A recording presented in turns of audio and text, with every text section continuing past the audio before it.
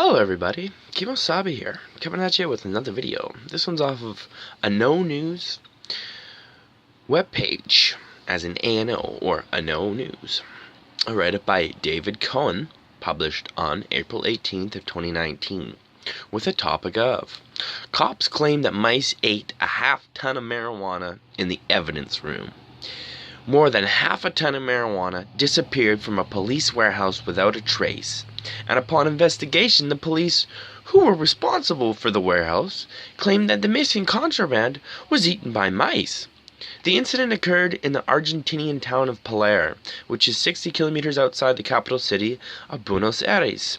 Incoming police commissioner Emilio Portero grew suspicious of his predecessor, Javier Spacia, the city's former commissioner, who seemed to intentionally leave the marijuana unaccounted for in his records before he left office.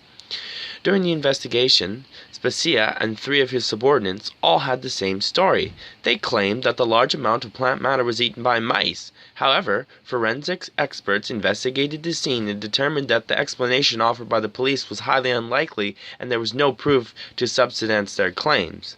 While it is true that mice do often eat marijuana, it would have been physically impossible for them to eat such a large amount, and there would have been ample evidence in the building if this was the case.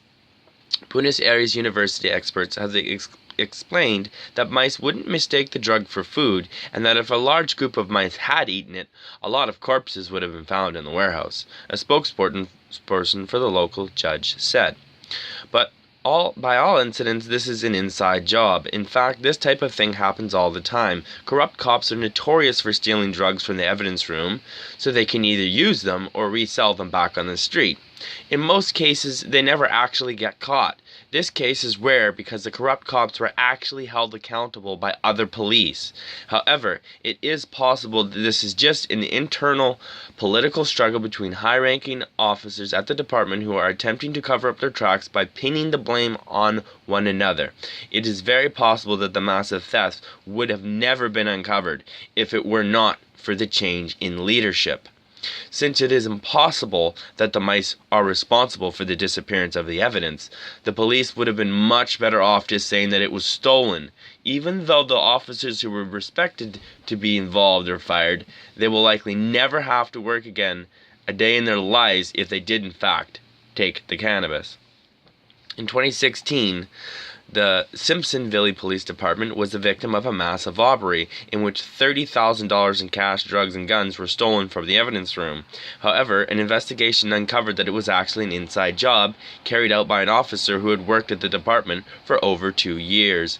According to police officer Terry Putnam, broke into the police department and in the evidence room on November 6th of 2015, around 1 a.m. Putnam made off with whatever he could grab and ended up taking home thousands of dollars worth of money, weapons, and drugs.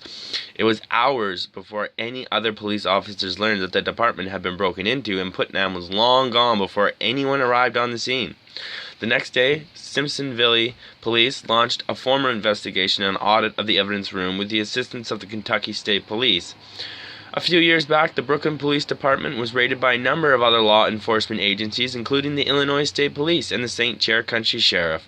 Local News 4 reported that the raid was connected to corruption allegations which relate to the theft of evidence, weapon, drugs, and other items from the evidence room. Outside of the police department, Illinois State Police Captain James Morrissey told reporters that the raid was in reference to some allegations received by Illinois State Police and the State Attorney Office. No further information is available at this time. One former officer, Chris Heatherly, reported kept an AR-15 rifle in his car that had been stolen from the evidence room. He flaunted the rifle in a photo that was later used for police department calendar. Other guns and drugs that were missing from the Heatherly's case have yet to be found.